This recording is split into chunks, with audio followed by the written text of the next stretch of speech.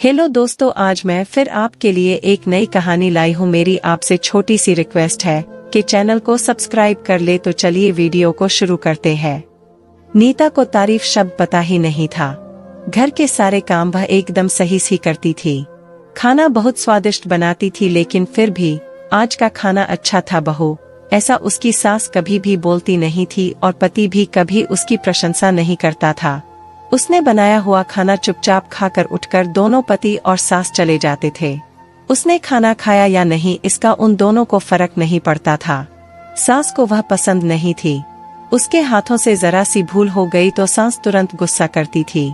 उससे भी बुरी बात यह थी कि उसके पति और उसके बीच बातचीत का ज्यादा नहीं होती थी और उन्होंने ये चुप्पी बनाए रखी थी। वह उस पर ध्यान नहीं देता था। परदेश में पढ़ाई करने गया हुआ छोटा देवर मात्र समय समय पर नीता को फोन करता था, पूछता था भाभी कैसी हो। उसका फोन आने पर नीता बहुत खुश होती थी। अपना मन हल्का करने का उचित स्थान था नीता का। कुछ ही दिनों में देवर की पढ़ाई खत्म हो गई और वह घर आया। थोड़े समय के भीतर उसे एक अच्छी नौकरी भी मिल गई। नीता को बहुत आनंद हुआ। नौकरी लग जाने के बाद उसकी सास अपने छोटे बेटे की शादी के लिए बातचीत करने लगी, पर देवर को एक भी लड़की पसंद नहीं आती थी।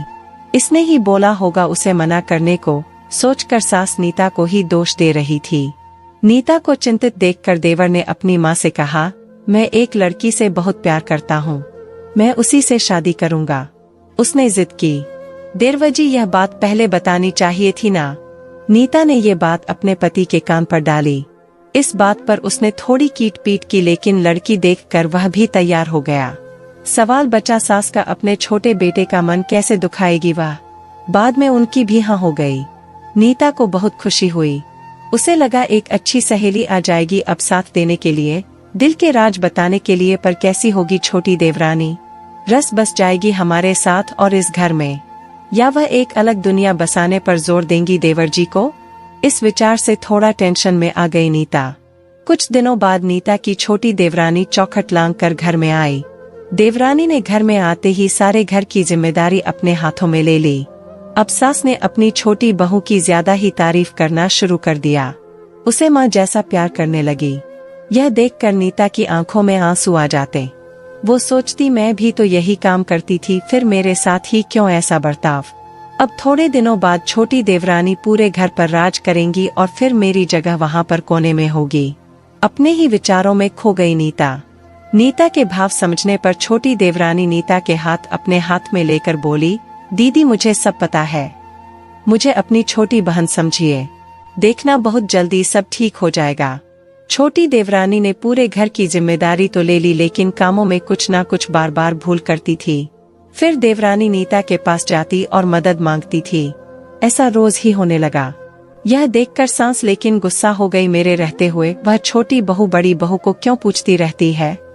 फिर सास भी रसोई घर में आकर चार काम शुरू करने लगी। धीरे धीरे वह छोटी बहू के साथ साथ अनजाने में बड़ी बहू से भी प्यार से बर्ताव करने लगी, प्यार से बोलने लगी, नए पदार्थ दोनों को सिखाने लगी, भूल समझ कर समझाने लगी। अब सास और दोनों बहुओं में अच्छी दोस्ती होने लगी। इस वजह से बड़ी बहू का स्वभाव भी अच्छा होने लगा। उसके स्वभाव में खुलापन आ गया।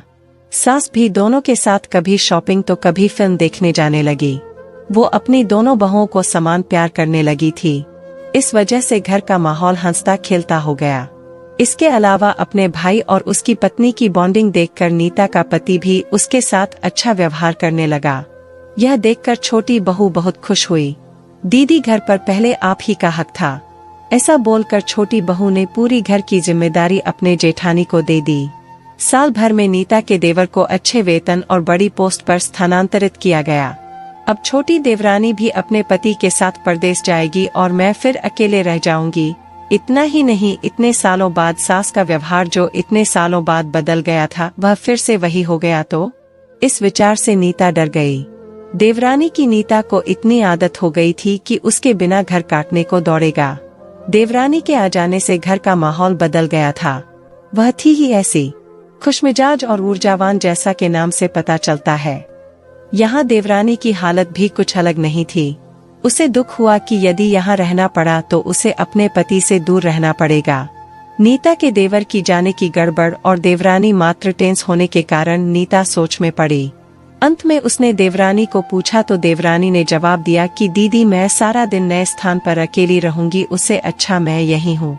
आपके देवर को बोला है मैंने शनिवार और रविवार की छुट्टियों में आप ही यहाँ आ जाया करें।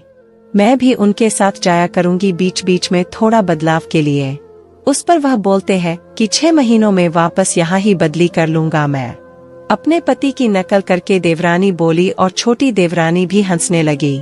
अपनी आंखों के आंसू पोंछते हुए नीता बोली छोटी यह दिन वापस नहीं आने वाले। जाओ तुम अपने पति के साथ, उनके साथ भी तो कोई होना चाहिए ना। दीदी आपने मुझे बड़ी बहन का प्यार दिया, वैसे ही भैया के रूप में एक बड़ा भाई मिला। यह भरा हुआ संसार छोड़कर मैं कैसे जाऊं? वहाँ अकेली का मन नहीं लगेगा। 6 महीने का तो सवाल है, वह आते रहेंगे यहाँ पर। यह सुनकर नीता ने अपनी देवरानी को खुश होकर गले लगाया। तभी देवरानी नीता को बोली अपने पति के साथ एक अलग जीवन बनाने में समय नहीं लगता, अपनों में रहकर पति की प्रतीक्षा में ही आनंद है। दोस्तों 2 अलग अलग घर और ससुराल से आने वाली यह लड़कियां अपने नए घर के लिए सब कुछ करती है।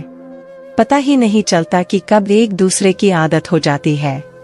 सच में देवरानी जेठानी का रिश्ता बहनों से कम नहीं।